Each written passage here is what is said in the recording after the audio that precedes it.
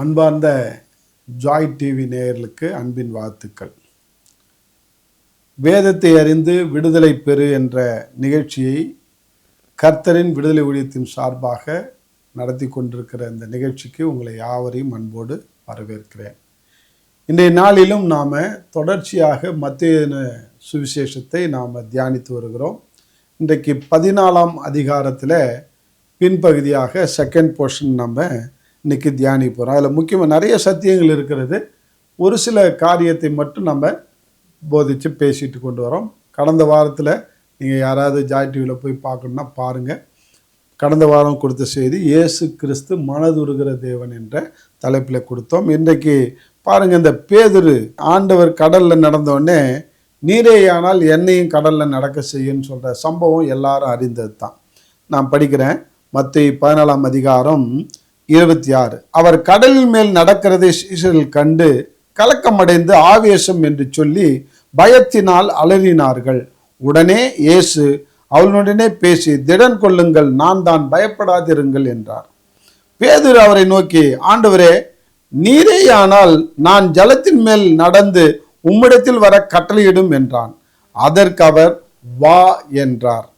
அப்பொழுது பேதுரு படகை விட்டு இறங்கி இயேசுவிடத்திலே போக ஜலத்தின் மேல் நடந்தான். 30ஆம் வசனம். காற்று பலமாய் இருக்கிறதை கண்டு பயந்து அமிழ்ந்து போகையில், ஆண்டவரே, என்னை ரட்சியும் என்று கூப்பிட்டான். உடனே இயேசு கையை நீட்டி அவனை பிடித்து, அற்ப விசுவாசியே, ஏன் சந்தேகப்பட்டாய் என்றார்.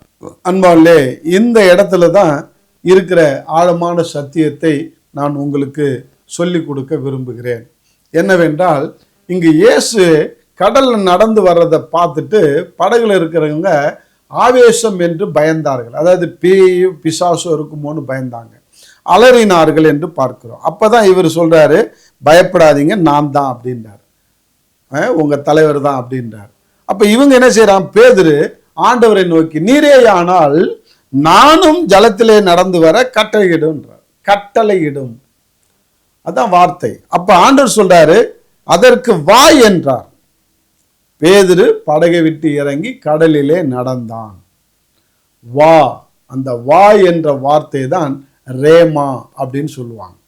ஆண்டுடைய வாயினாலிருந்து புறப்படுகிற கட்டளை, வாயினால் வந்த கட்டளை, வா. தட் இஸ் ரேமாவுக்கும் லோகாஸுக்கும் உள்ள வித்தியாசம் என்ன? லோகாஸ் என்றால் எழுதப்பட்ட வார்த்தை, ரேமா என்றால் பேசப்படுகிற வார்த்தை. இன்னைக்கு உனக்காக எனக்காக ஆண்டவர் பேசப்படுகிற வார்த்தையில ஜீவன் இருக்கு, அது உயிர் இருக்கிறது, அது உன்னையும் என்னையும் உயிர்ப்பிக்கிறது, அது அதிசயத்தை செய்கிறது. ஆனால் எழுதப்பட்ட வார்த்தையை நாம் விசுவாசித்து நாம வீணா போயிடக்கூடாது. இன்னைக்கு அநேக கிறிஸ்தவர்கள் அப்படிதான் வீணா போயிட்டு இருக்கிறாங்க. அதனாலே இந்த 4வது பரிமாணம் என்ற புத்தகம் என்னுடைய வாழ்க்கையில 30 வருஷத்துக்கு முன்னாடி கிடைத்தது. நான் பைபிளை அதிகமாக புரிந்து கொண்டு நான் விளங்கிக் கொள்வதற்கு அது எனக்கு உதவியாக இருந்தது. அந்த 4வது பரிமாணம், அது பால்யாங்கிச்சோ என்ற ஒரு பாஸ்டர் அதை எழுதியிருக்கிறாரு. தென்கொரியாவில் இப்போதான் அவர் ஆண்டவருக்குள்ளாக நித்திரை அடைந்தார். அதனால இந்த 4வது பரிமாணத்தில் ரேமா லோகாஸ் என்ற ஒரு சாப்டர் எழுதியிருக்கிறார்.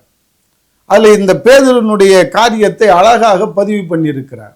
எனக்கு புரிஞ்சது, அதை படிச்சுட்டு தான் நான் புரிஞ்சுக்கிட்டேன். அப்ப பேதுரு வா என்று ஆண்டவர் கட்டளையிட்டதுனால நடந்தான். அந்த கட்டளை அவனை நடக்க வைத்தது. அடுத்து என்னாச்சு? அவன் பயந்து காற்று பலமாக இருக்கிறதை கண்டு அமிழ்ந்தான் என்று பார்க்க. நடந்தவன் அமிழ்றான். ஏன்? இன்னைக்கு அதே தாங்க கிறிஸ்தவருடைய வாழ்க்கையில நடக்குது. ஆண்டவரை விசுவாசித்து நம்ம அநேக வெற்றியை பார்க்காமல் அமிழ்ந்து போகிறோம். என்ன காரணம்? சூழ்நிலையை பார்க்கிறோம். அன்பானே, பேதுரு ஆண்டவரை பார்த்து அவருடைய வார்த்தையை நம்பி 10 ஸ்டெப் முன்னாடி போயிட்டான். ஆனால் போனவன் அவரே பார்த்துட்டு போய் முடிக்காம அவர்கிட்ட போய் சேராம என்ன செய்யறான்? சூழ்நிலையை பார்க்க ஆரம்பிச்சான். அவனுடைய பார்வை டைவர்ட் ஆயிடுச்சு. அப்ப இன்னைக்கு ஆண்டவரை பார்த்து கொண்டு நீனு அவரே இலக்காக வைத்து அவருடைய வசனத்தையே வைத்து கொண்டு நீ வந்தனா உன் வாழ்க்கையில வெற்றி கிடைக்கும். நீ அக்கம் பக்கம் திரும்பி சூழ்நிலையை கவனித்தாய் என்றால் பேதுரை போல மூழ்கிதான் போகணும். அன்பானே, இன்னைக்கு அநேக கிறிஸ்தவர்கள் அப்படிதான் மூழ்கி போறாங்க.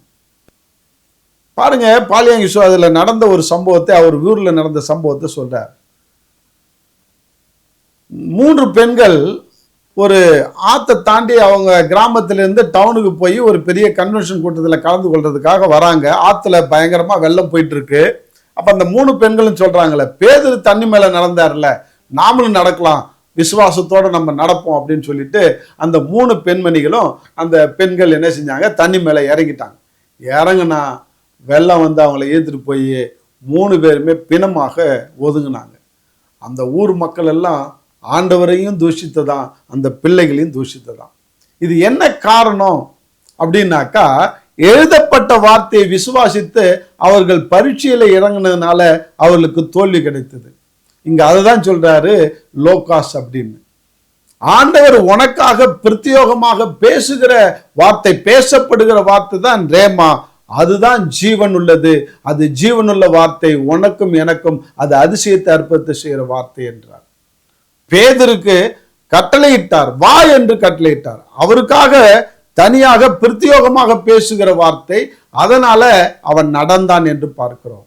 ஆனால் சூழ்நிலைகள் அவன் என்ன செய்தது, முழுக செய்தது என்று பார்க்கிறோம். அன்பானே, இன்னைக்கு எனக்கு அப்படிதான். ஆண்டவர் இந்த ரேமாவையும் லோகாசையும் நான் புரிஞ்சுக்கிட்ட பிறகு ஆண்டவர்கிட்ட நான் என்னுடைய கடன் பிரச்சனைக்கு நான் உட்காந்து கேட்கிறேன், ஆண்டவரே என் கடன் பிரச்சனைக்கு ஒரு ரேமாவை அனுப்புங்க, எனக்கு ஒரு ரேமா வேணும், எனக்கு ஒரு வாக்குத்தத்தம் வேணும், நீ அதுலயும் உன் வாயிலிருந்து அது தானா வரணும் அப்படின்னு சொல்லி நான் காத்திருந்த வேளையில ஆண்டவர் ஏசாயா 52 மூலமாக என்னோடு இடைப்பட்டார்.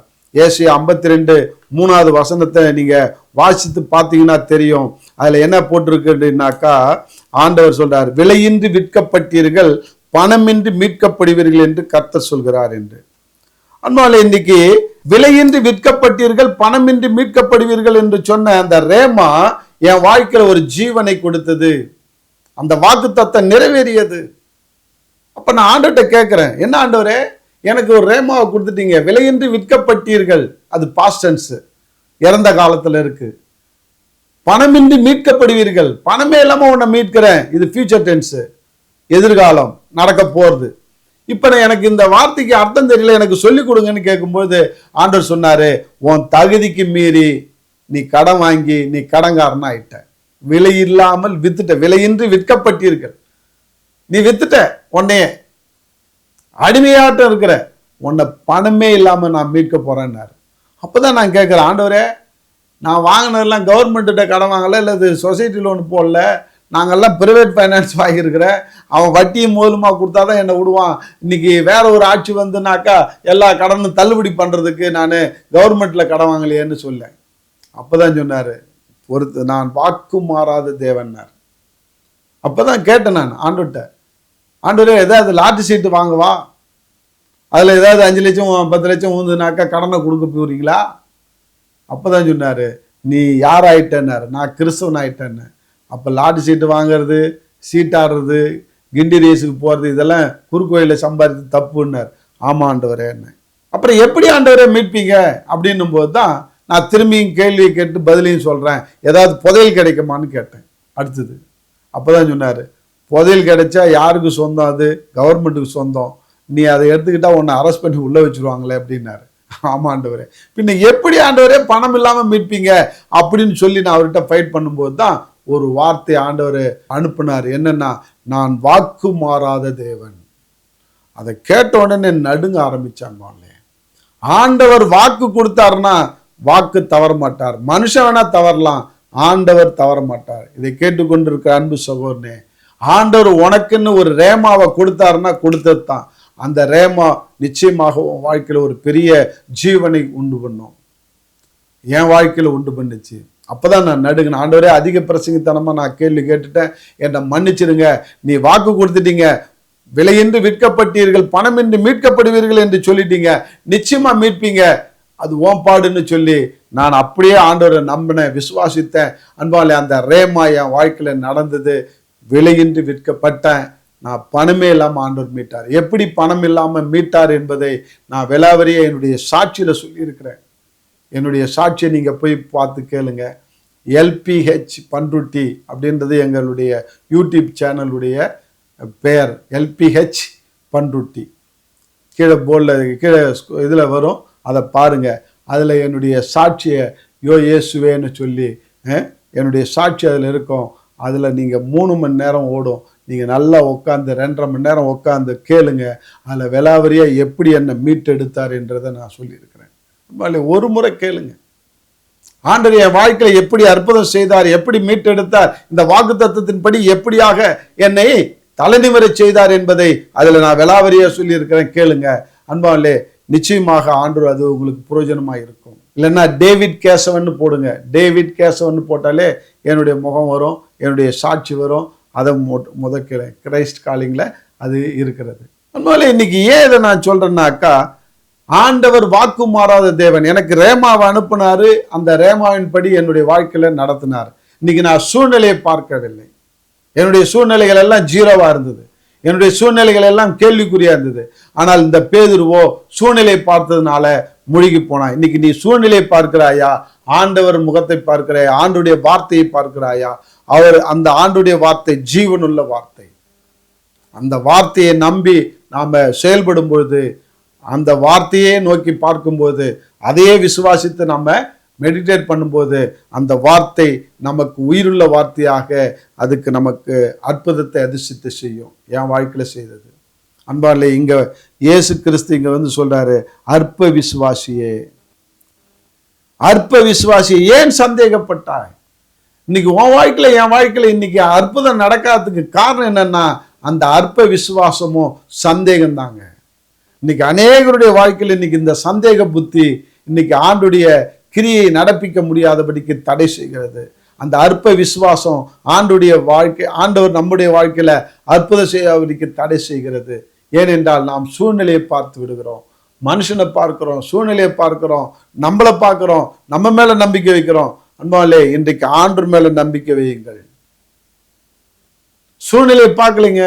ரோமர் 4ஆம் அதிகாரத்தை நீங்க எடுத்து பார்த்தீங்கன்னா தெரியும். ஆபிரகாமுக்கு வயசாயிடுச்சு, அவர் சூழ்நிலையை பார்க்கல. அவர் அந்த காலத்துல இருந்த டாக்டர்லாம் சொல்லியிருப்பாங்க, சாராளுடைய கர்ப்பம் செத்து போச்சு, நீ உனக்கும் வயசாயிடுச்சு, உனக்கு குழந்தை பிறக்காதுன்னு. ஆனா அவர் என்ன செய்யல? சூழ்நிலையை பார்க்கல. அவர் என்ன செஞ்சாரு? நம்பினாரு. அந்த ரோமர் 4ஆம் அதிகாரம் 18வது வசனத்திலிருந்து 21வது வசனம் வரைக்கும் பாருங்க.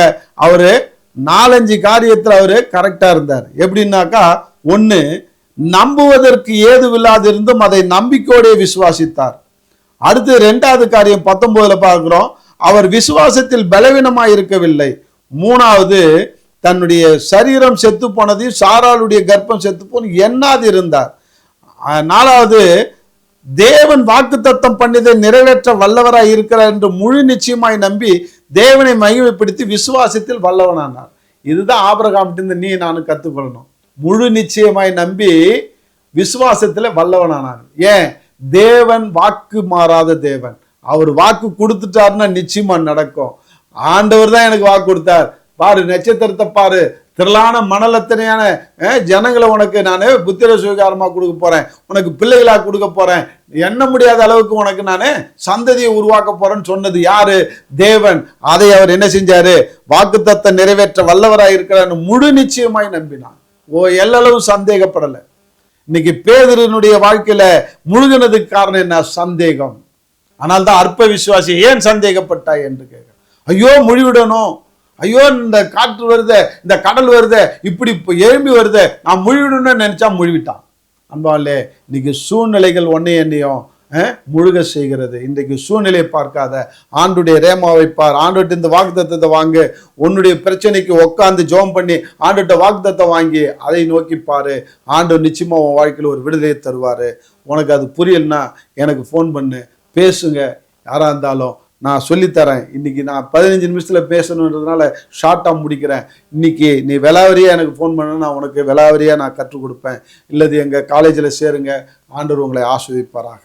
ஜெபிப்போம். அன்பின் தகப்பனே, நன்றியோடு துதிக்கிறோம். இந்த நாளிலே கேட்டுக்கொண்டிருக்கிற அன்பு சகோதரி யாரா இருந்தாலும் சரி, அவர்கள் விடுதலை பெறும்படியாக அவர்களுக்கு இந்த ரேமாவை அனுப்பியிருக்கிறீர் ஆண்டவரே. இந்த ரேமாவின் படி அவர்கள் விடுதலை பார்க்க, வெற்றியை பார்க்க உதவி செய்யும். அவர்களையும் சாட்சியாக நிறுத்தும். அப்படியா செய்ய போறீங்க. நன்றி. இயேசு கிறிஸ்துவின் நாமத்தினால ஜெபிக்கிறேன் சொல்ல தகப்பனே. ஆமேன், ஆமேன். காட் பிளஸ் யூ அன்பானே. கர்த்தர் உங்களை ஆசீர்வதிப்பாராக.